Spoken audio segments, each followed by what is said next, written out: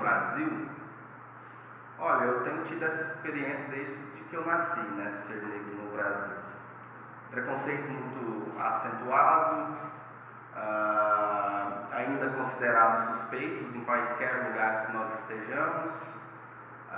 Aquela velha história da perseguição em mercados, da não aceitação muito bem dentro do mercado de trabalho também, principalmente se você tem aí dreads ou black power ou qualquer relação estética com a cultura africana. Infelizmente nós ainda somos os que mais morrem por assassinato. Partir para um lado mais pessoal, Manuel, que é o seguinte: quando essa pergunta ela chega para a gente, ela traz nos leva a uma reflexão de nos reconhecermos como pessoas pretas.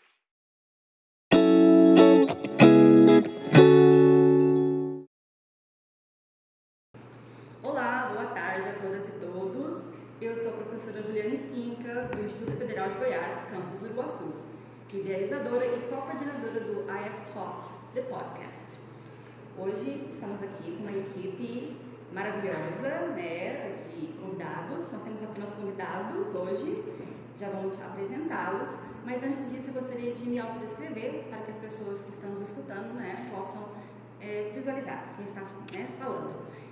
Hoje eu estou vestida com um vestido longo azul, os meus cabelos castanhos escuros, alisados, porque eu fui entrando na pauta já vencida pelo processo de branqueamento. Então, meus cabelos originais são crespos, mas hoje eu uso compridos e alisados, e hoje eles estão soltos e estou usando óculos também. Sou uma mulher branca na casa dos 40 anos. E eu gostaria de apresentar a nossa nova equipe do podcast hoje, né? No primeiro episódio, para quem nos escutou, nós tínhamos apenas o Luiz Lisboa e a Yasmin Oliveira.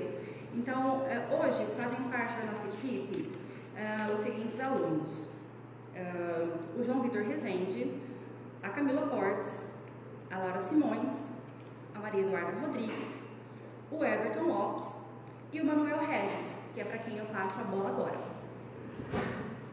Oi, boa tarde, eu sou o Manuel Regis e eu sou aluno aqui do Instituto Federal Campus Uruguaçu. Eu tive o prazer da Juliana Esquinca me chamar para o projeto dela dos podcasts. E hoje eu vou me autodescrever. Eu estou com uma calça preta, um tênis, uma camisa meio amarronzada, sou um menino negro e eu estou nas casas dos 15 anos. E hoje no nosso podcast a gente está com dois convidados muito especiais, o professor João Douglas e o professor Zambi, que aí agora eu passo a palavra para eles se autodescreverem. Olá pessoal, bom dia, boa tarde, boa noite, né? Eu sou o professor João Douglas, formado em História pela UEG, mestrado na UFG, sou um homem de 37 anos de idade, socialmente lido como pardo, mas me identifico como uma pessoa preta, tenho 1,79 m de altura, cabelo curtinho, e é um prazer poder ter um espaço como esse para a gente poder conversar, para a gente poder dialogar e de alguma forma suscitar, né, o debate ou as várias pautas que nós precisamos conversar em relação às questões antirraciais.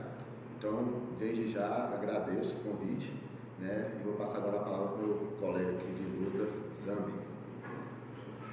Bom dia a todas e todos. Eu sou o professor Zambi, sou um homem preto, de dreads, estou com camiseta, acho que é azul, uma bermuda branca e uma sandália. Sou professor aqui há alguns meses, né? O que já é para mim uma honra gigantesca, poder participar e poder contribuir para essa instituição que me formou, que me graduou, e hoje retorno a ela para contribuições, principalmente no campo étnico-racial, que é meu campo de pesquisa. Sou graduado pelo IFG, licenciado em Química, fiz mestrado na UFG em Educação em Ciências e Matemática, com foco na educação das relações étnico-raciais, e é um prazer estar aqui hoje no IF Talk. percebendo que a conversa hoje promete, né, gente? Então, eu gostaria de agradecer, né, aos professores, mais uma vez, por terem aceitado o convite, e gostaria de fazer uma pequena contextualização, né, que esse episódio estava agendado para ser gravado durante o Encontro de Culturas Negras, né, que aconteceu nos dias 30 de novembro e 1º e 2 de dezembro. Porém, por questões bem particulares, nós não conseguimos realizar essa gravação no dia, mas como essa é uma pauta muito importante das culturas negras, então nós estamos aqui hoje ao apagar das luzes, né, assim, finalizando o ano letivo, então teremos essa conversa hoje, esse bate-papo, e eu espero que vocês, né, possam usufruir desse bate-papo, né, de tudo que a gente vai compartilhar por aqui. Bom, eu queria começar a fazer uma pergunta para ambos. A primeira pergunta que eu tenho é para vocês: o que significa ser uma pessoa negra aqui no Brasil, com um racismo estrutural, com um racismo tão grande e tão penetrável na vida das pessoas pretas? Você que sabe. Ser negro no Brasil, olha, eu tenho tido essa experiência desde que eu nasci, né? Ser negro no Brasil. Preconceito muito acentuado, ainda considerados suspeitos em quaisquer lugares que nós estejamos. Aquela velha história da perseguição em mercados, da não aceitação muito bem dentro do mercado de trabalho também, principalmente se você tem aí dreads ou black power ou qualquer relação estética com a cultura africana. Infelizmente nós ainda somos os que mais morrem por assassinato. Nós ainda integramos a maioria, mais de 80% das pessoas em situação de rua. Nós ainda somos a maioria dos encarcerados. Nós ainda somos a maior parte dos que estão abaixo da linha da pobreza neste país. Nós ainda somos minoria nos espaços de qualquer espaço de poder, como aqui, né? Instituições federais, instituições outras. Ou seja, ser negro no Brasil ainda é buscar cidadania, que está resguardada na nossa Constituição, mas que ainda não nos alcança por completo. Então, ser negro é essa luta constante, né, professor João? Eu vou partir para um lado mais pessoal, Manuel, que é o seguinte: quando essa pergunta ela chega para a gente, ela traz nos leva a uma reflexão de nos reconhecermos como pessoas pretas, que acho que é um ponto, né, Zé, que durante a história da sociedade brasileira, a construção social brasileira, e a Juliana já falou sobre isso agora, né, o embranquecimento chegou em mim. Por que eu estou falando isso? Porque olha só, eu sou uma pessoa que é de família bem humilde, né, criada na periferia da cidade, do interior, e que fui entender a minha negritude ao longo da minha atuação como professor e pesquisador. Eu não tive essa oportunidade de me conhecer como uma pessoa preta. Inclusive, muitas pessoas me embranquecem porque eu sou pardo ou porque eu sou professor e uma pessoa da academia intelectual não pode ser negro. Então, ainda existem os estereótipos que nos são colocados, e em muitos momentos não existem os espaços para que a gente possa desmistificar esses estereótipos. Então, ainda, e aí aqui eu faço uma ressalva, né? O movimento negro no Brasil já alcançou muitas coisas, né? Porque a gente tem uma lógica do tempo, né? O movimento negro, ele vem labutando há muito tempo pelo espaço da pessoa negra no Brasil. E aí a gente vai pegar desde do Quilombo dos Palmares, né? Uma representação de resistência, até o Abdias do Nascimento, a Lei Caó e as leis mais recentes agora do início do século. E aí a gente tem uma história grande de resistência, mas de reconhecimento muito recente. Então a gente já conquistou muita coisa, mas ainda muita coisa há de se conquistar. Então, ser preto no Brasil hoje ainda é um desafio para primeiro reconhecer a sua negritude, se reconhecer como uma pessoa negra e ter a sua dignidade, vou usar a palavra que o Zang usou, né? A sua cidadania plena, ser reconhecida como cidadão plenamente brasileiro, que é o que nós de fato somos, né?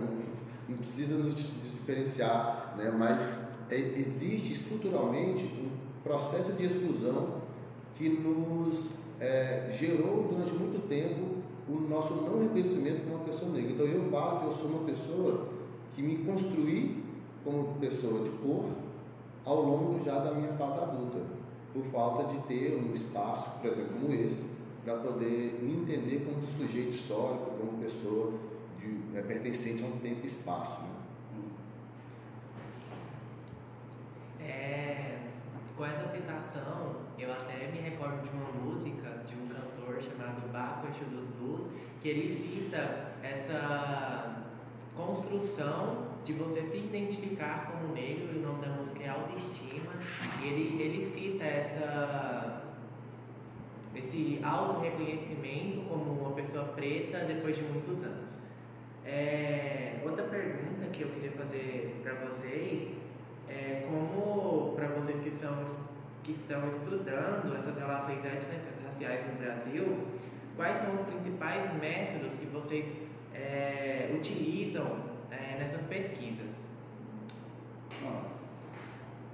Pegando um pouco o gancho da outra pergunta, trazendo para cá, né, eu descobri o movimento negro e a luta negra institucionalizada depois das pesquisas, depois do meu TCC, que foi ali o momento que eu encontrei uma pesquisa negra, que eu entendi que existiam cientistas negros, historiadores negros, filósofos negros, ou seja, produtores de conhecimento que são negros e negras, né? Até então havia tido apenas contato com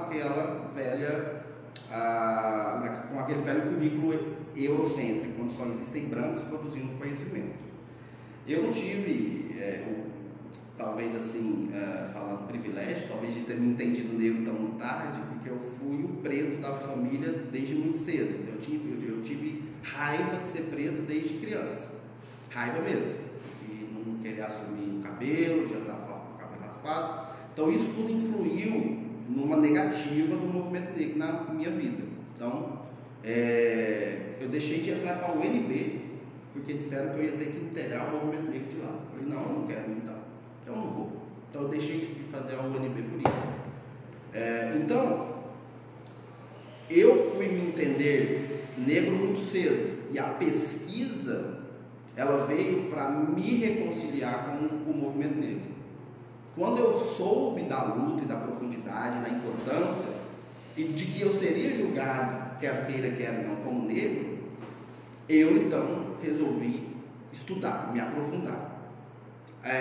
O TCC foi feito, eu fiz uma investigação sobre os PPCs do IFG, após descobrir a Lei 10.639, após descobrir leis como o Estatuto da Igualdade Racial, que nos respaldam em relação a currículo, em relação a determinadas posturas que as instituições devem ter em relação às pessoas negras diante da história que o movimento negro tem, da história de repressão que nós temos.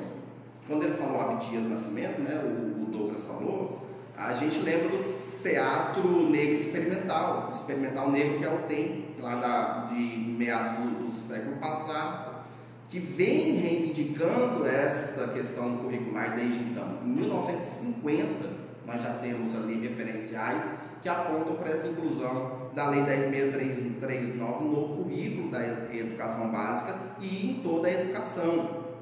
Então, primeiro, analisando os PPCs do Instituto Federal, me veio essa questão de que havia um atraso em relação histórica, um atraso histórico, e um atraso em relação a uma lei que já estava ali beirando seus 20 anos. Hoje ela faz 20 anos. 2023 é 20 anos de Lei 10.639, e que ainda nós temos essa luta frequente, essa luta persistente de pedir para que nossas pautas sejam levadas em consideração. No mestrado, estudei Educação em Ciências e Matemática, onde eu fui lá no Egito Antigo, no Kemet, buscar referenciais da química para que eu pudesse desenvolver aulas de química. Fiz o quê? Descobri muito mais do que eu queria. Descobri que a própria química, a química, surge em território africano, surge na África antiga e no que nós chamamos de Kemet, que é o Egito Antigo. Então, trazer isso para a educação, para o campo da química, o Douglas aqui é do campo da história, né? Eu sou do campo da química. Então, trazer isso para a química sempre foi desafiador para qualquer um pesquisador nessa área. Porque a química, a gente entende ela como uma ciência moderna e pronto, e acabou. Foi construída ali desde de Joseph Black, nós temos aí o Robert Boyle, Lavoisier, dentre outros brancos europeus que construíram a ciência na modernidade. Mas na verdade eles resgataram conhecimentos antigos, como o atomismo, resgataram conhecimentos antigos referentes ao elixir da longa vida, o que eles chamavam de alquimia, né? Mas que na verdade eram conhecimentos legítimos científicos de um tempo antigo e que foi então reconquistado na modernidade para ser então reproduzido, coisa que muita gente esquece, que a gente acha que só existiram gregos na antiguidade. Então a minha pesquisa traz referenciais anteriores aos gregos para a sala de aula de química. E que é legal, só para colaborar com a pergunta do Manuel, que nós estamos falando de uma área de conhecimento que não é a humanas. Não. Só ciências humanas e sociais estudam as questões sociais. Pesquisa química, né? Não, e tem um corpo de pesquisadores que a gente nem imagina. Tem muita gente aqui, ó, no Rio principalmente, em Goiás aqui com a UFG e outros polos também. Na Bahia, nós temos bastante na UFBA, né? Nós temos muitos pesquisadores desenvolvendo métodos pedagógicos que incluam a educação étnico-racial, que incluam a história e a cultura africana e afro-brasileira, né? Eu uso, você pediu o método técnica, né? Eu uso a afrocentricidade como principal método de ataque, né, a essa questão. A afrocentricidade reconhece todo e qualquer negro no mundo como africano. E a falta de cidadania que o Brasil me dá, essa desconfiança em relação ao ser negro cidadão brasileiro, que sempre foi considerado de segunda classe, me ajuda muito a não me ver como simplesmente um brasileiro, mas como um africano em diáspora. Abdias falava e nomeava-nos como afro-brasileiros, né? E como muito comumente é chamado pelo mundo todo, afro-americanos, afro-caribenhos, afro-brasileiros. Mas a afrocentricidade, ela me dá essa legitimidade de me dizer africano em diáspora, pois só estou aqui porque meu bisavô e minha bisavó foram forçadamente arrancados de seus povos, que eu muito dificilmente saberei quais são. Mas é isso, né? A afrocentricidade é um método que me dá muita vazão para poder trabalhar isso, porque ele tem uma própria visão historiográfica, ele tem uma visão única cultural, que não começa na escravização de nossos corpos, mas que é muito recente até mesmo aos gregos. Gregos estes que estudaram o território africano e desenvolveram seus pensamentos nesse território. E isso comprovadamente a partir de pesquisas no campo científico, historiográfico, dentro disso, né, professor? Aí vai, né? Não, é interessante, essa pergunta, porque a quantidade de perspectivas que ela abre, né? Eu já sou de uma outra linha, eu já estudo história da educação, e eu já parto mais para a questão de uma educação antirracista. Então, os meus projetos, inclusive eu tenho um em curso no momento, que ele busca investigar o fluxo das políticas de ações afirmativas no que tange a questão racial no nosso campus, na nossa instituição, né? Então, a gente tem várias formas de se pensar métodos de pesquisa quando o assunto é relações étnico-raciais. A gente tem os métodos tradicionais da ciência tradicional, que é pesquisa bibliográfica mesmo, né? Produzir ali uma revisão bibliográfica.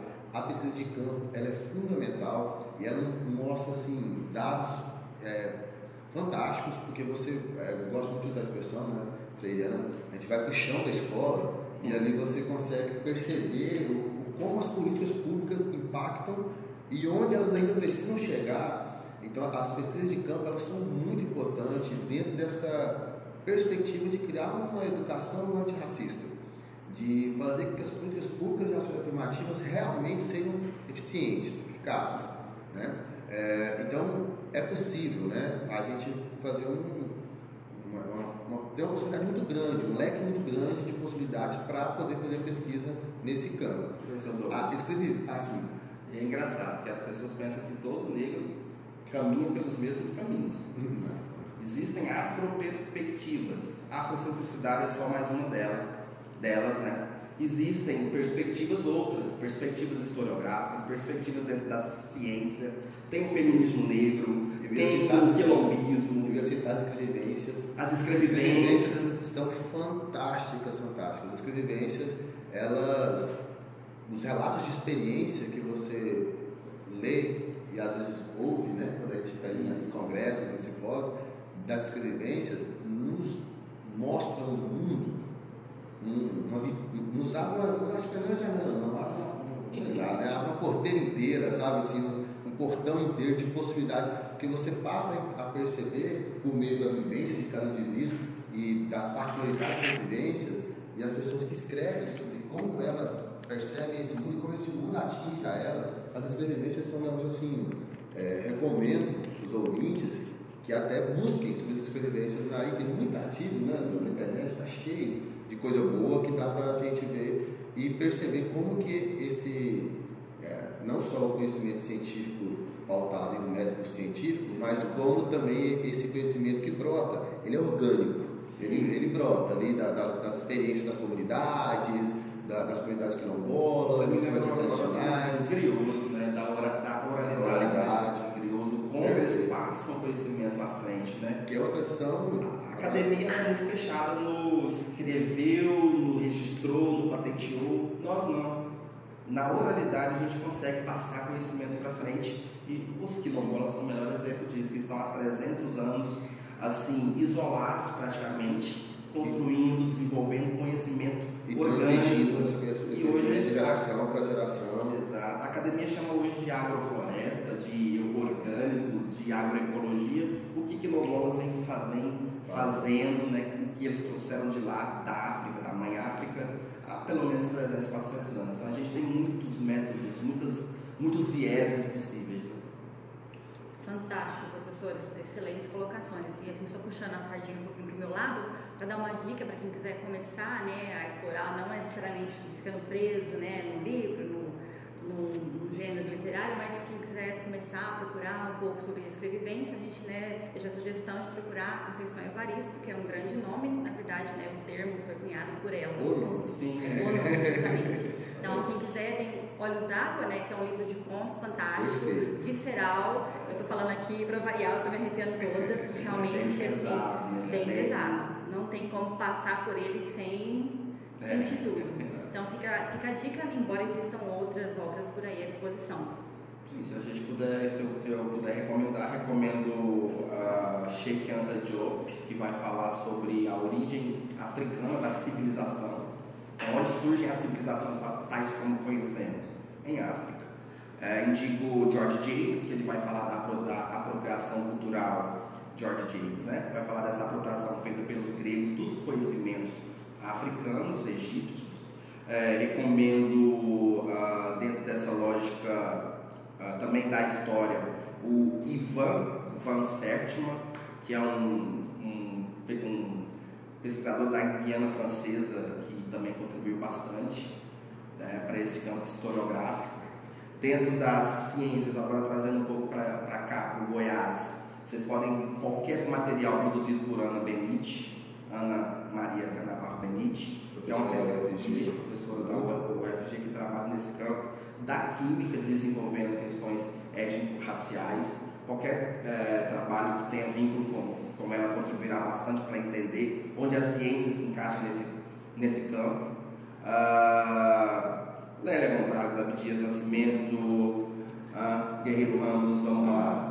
Leiam autores negros. Leiam autores e autoras negros e negras, porque é o que nós temos de mais contundente dentro do campo étnico-racial. Leiam Maria Beatriz Nascimento, sejam ousados, leiam negros, leiam negras. Uma das que o senhor citou é a Lélia Gonzalez. É um dos livros que eu fiquei apaixonado, é Racismo e Sexismo na Cultura Brasileira.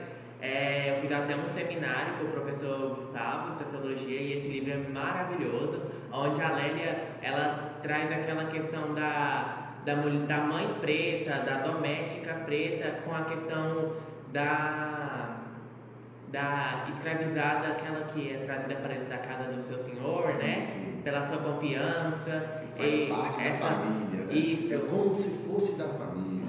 Essa comparação, esqueci o nome, essa daí. Que faz essa comparação. Mas é interessante, para quem está iniciando na leitura, a coleção Feminismos Plurais é muito boa. Né? A gente tem colorismo, tem o Pequeno Manual Antirracista, tem... Olha, um que eu recomendo é o Racismo Recreativo. Racismo Estrutural do Silvio Almeida. Do Silvio A coleção... Como é que chama o autor do Racismo Recreativo? Adilson Moreira?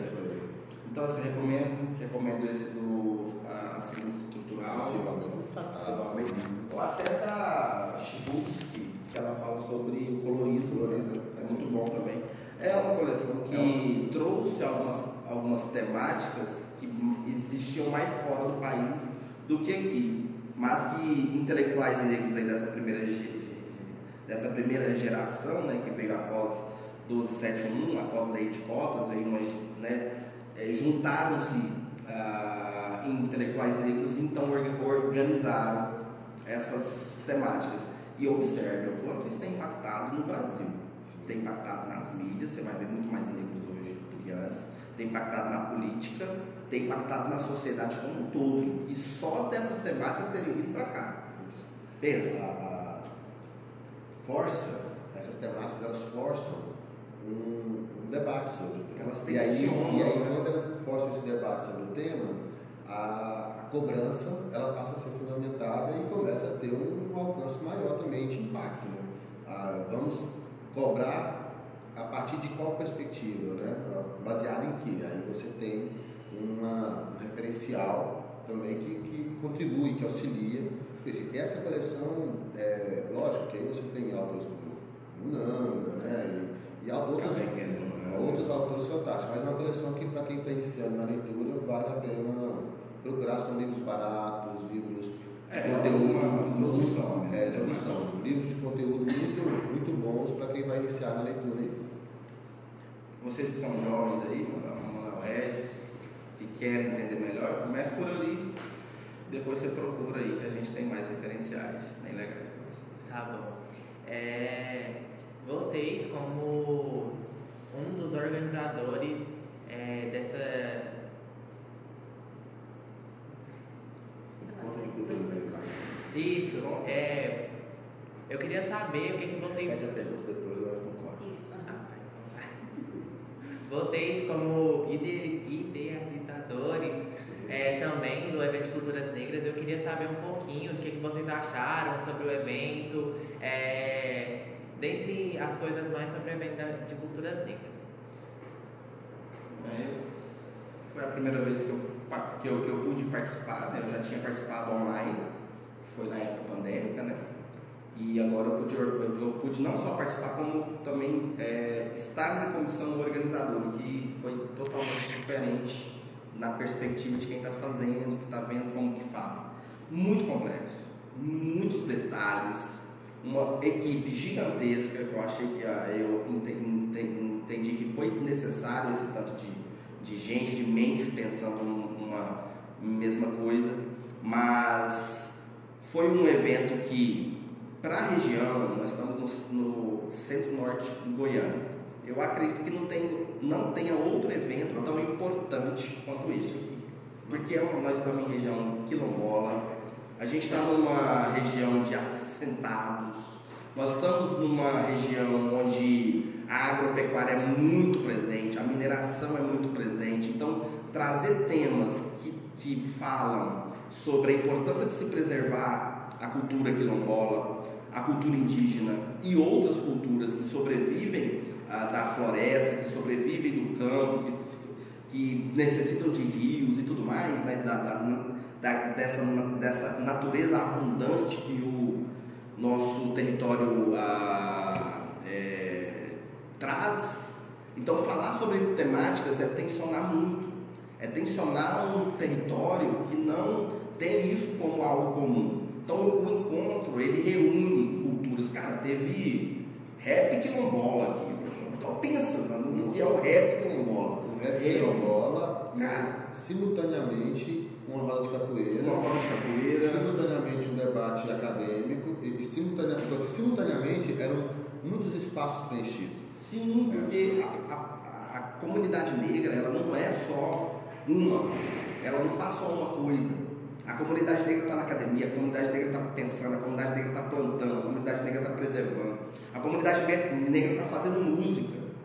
Então, é um evento que reuniu todas as nuances do movimento negro. É um evento que trouxe debates importantíssimos para a comunidade uruaçuense, para a comunidade centro-norte goiana e Goiânia em geral, do IFG, que é um evento da instituição, né, que sediada em Uruaçu, que é importantíssimo. A gente tem a representação de todos, representantes de todos os campos do Então, é um evento gigantesco, necessário. Eu tenho o privilégio de ter participado dele antes, né? Porque quando eu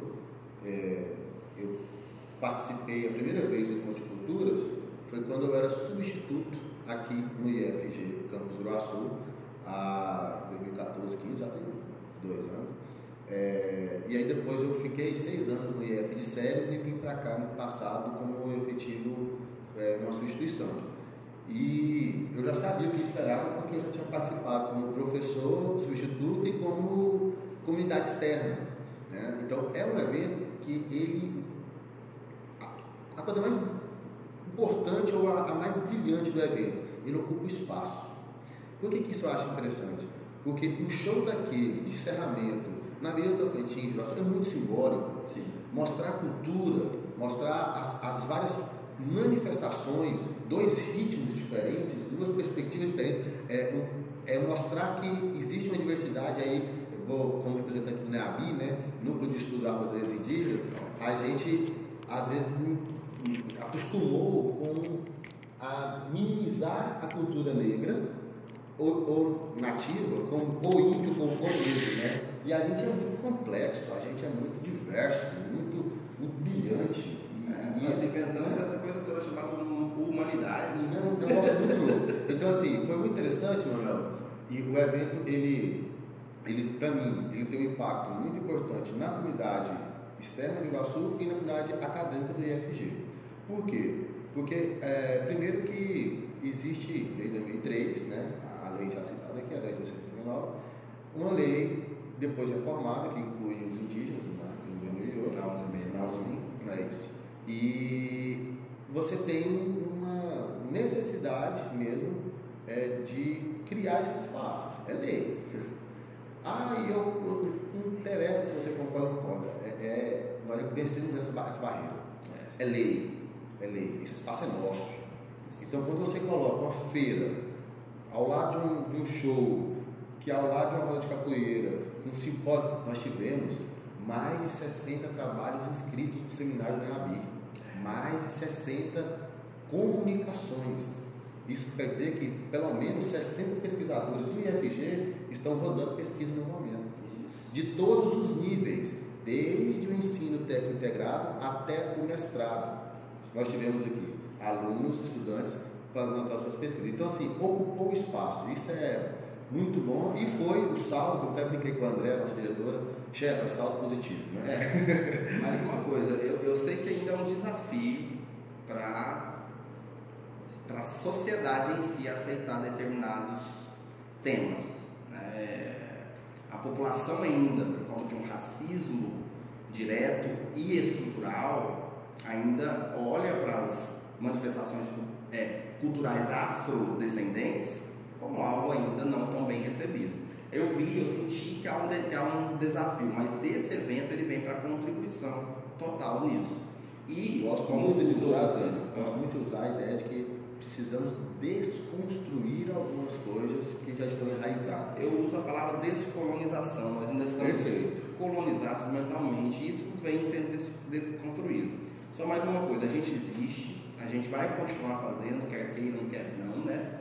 Eu sou fruto de política pública voltada para a comunidade negra. Eu estou aqui por conta da Lei 12.990 de 2014. Então eu estou aqui não apenas pela profissão em si, mas há um objetivo.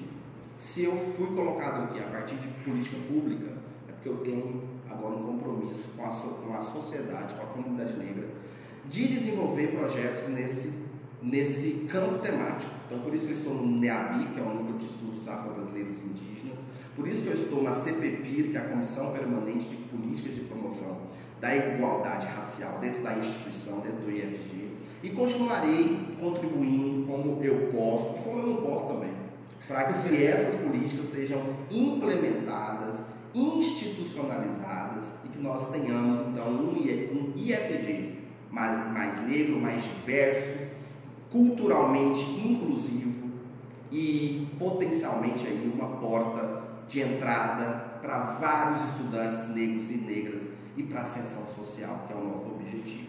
Construir uma intelectualidade negra e produzir uma classe média ou acima disso, composta por pessoas também negras. Eu estou aqui dividida entre o tanto que eu estou impactada com tanto conhecimento, tanta informação, e olhando para o relógio, porque a gente vai ter que finalizar agorinha, porque a biblioteca vai fechar, a gente está no espaço da biblioteca, mas eu gostaria de finalizar, infelizmente, que eu acho que daria para a gente falar muita coisa aqui ainda, com uma pergunta para vocês, se vocês acharem que cabe, ok, senão a gente corta, edita depois, com relação a um termo, um conceito, que eu conheci em 2019 apenas, o conceito de interseccionalidade, porque cada um aqui tem seu local de fala, obviamente, e eu não conhecia, dentro das minhas pesquisas, no mestrado, eu vim conhecer durante a GILAC, que é a Jornada Internacional de Linguística Aplicada Crítica, que é da fonte, de onde eu bebo. E quando ao escutar a Patricia Hills Collins, na UNB em 2019, quando ela falou sobre isso, me clareou assim, olha o termo, gente, usando clarear aqui, eu consegui compreender. Escureceu. Escureceu isso. Então, assim, eu consegui compreender melhor muitas coisas. Então, se vocês acharem que cabe falar qual a importância de se conhecer o conceito de interseccionalidade. Eu não utilizo o conceito nas minhas pesquisas, mas eu entendo a importância. Interseccionalidade tem relação com as várias opressões que atravessam um só corpo. Então, existem vários corpos hoje presentes que se manifestam na forma: a pessoa é negra, a pessoa é homossexual, LGBTQIAPN+, a pessoa é pobre, sofre com as questões de classe, ou seja, gênero, classe, raça, dentre outros atravessamentos. Então, a interseccionalidade, desde lá na Bell Hooks, dentre outras intelectuais que cunharam esse termo, a Angela Davis disse que Lélia Gonzalez já trabalhava de modo interseccional há muitos anos, antes desse conceito se popularizar, dele ser sistematizado. Enfim, é um conceito que eu não utilizo nas minhas pesquisas, mas que do movimento negro, na pesquisa negra, tem se popularizado muito, tem sido utilizado bastante para unir pautas, unir lutas dentro de um mesmo objetivo. Eu sou um pesquisador que me atento diretamente à questão racial. Você não considera gênero ou classe? Sim, mas não é meu foco central de pesquisa. Eu acredito que o problema de raça, ele vem primeiro que qualquer outro problema, Quando um transexual negro morre, ele morre primeiro por ser negro, porque ele é avistado de longe como uma pessoa negra. Eu acredito nisso. E assim em gênero também e outros aspectos. Mas é importante, é um conceito importantíssimo para a luta negra atual. Eu já caminho assim, como eu sou historiador, então as questões de a mulher branca, a mulher negra são espaços diferentes, então são perspectivas diferentes de análise, né? Então, para mim, é um conceito que é valioso, né? Agora, em relação às questões conceituais, e Manuel, eu acho que todo conceito que nos instiga a pensar as questões essenciais, eu acho que ele é válido e pode se encaixar dentro de uma pesquisa, né? É óbvio que, se eu estiver falando de questões de relacionar, né, a questão econômica com a questão racial, eu vou falar mais de questão estrutural. Se eu falar de questão legal, eu vou falar de, né? Então, a gente, a depender da pesquisa a ser desenvolvida, esses conceitos serão os propulsores do debate, né? Então, eu particularmente acho interessante e acho que tem sim uma análise mais específica nesse sentido, né? De se pensar a mulher negra, pensar os lugares de fala, como eu posso contribuir como uma pessoa que está ouvindo o lugar do outro, né? Eu não vou falar pelo indivíduo, pela indivídua, mas eu vou me solidarizar ou eu vou ficar calado aqui e falar, nossa, a luta não é minha. Então, a gente tem todo um contexto no debate que a gente precisava de mais pelo menos umas 5 horas para isso. Mas, assim, que é importante, né? Quando a gente fala sempre aqui das leis, né? A 10.639 de 2013 a 11.655 de 2008, a gente fica assim, que é legal, que é lei, mas o que é mais importante? A gente pensar, por exemplo, esses conceitos como norteadores de debates que gerem transformações sociais. Se esses debates conseguirem alcançar essas transformações, aí a gente tem, por exemplo, o êxito, né, dessa produção gigantesca e tal, que está em torno, né, da temática racial. Bom, eu queria agradecer o professor João Douglas, o professor Zambi, por ter passado esse conhecimento maior. Eu, como aluno, eu agradeço, porque eu fiz o projeto do professor João Douglas, né? Aprendi bastante sobre as questões éticas e raciais, só que esses momentos são muito bons quanto para minha formação acadêmica, e eu queria agradecer vocês por estarem aqui hoje. Muito obrigado. Eu que agradeço o convite, a confiança, né? Sou professor novo aqui ainda, nem tão novo fisicamente, mas novo na instituição. Agradeço a professora Ju, né, a teacher Ju, Manuel Regis e a equipe aí do podcast do IF Talk. Precisando da gente, é só chamar novamente, estarei sempre honrado com o convite. Muito obrigado.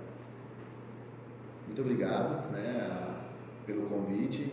Eu costumo dizer, Manuel, que é o seguinte: quando me chamam para falar de questões étnico-raciais, não é meu trabalho, é minha luta. A gente vive essa luta. Luta é uma guerra, não é uma luta, não é uma luta corporal, é física. É a luta pela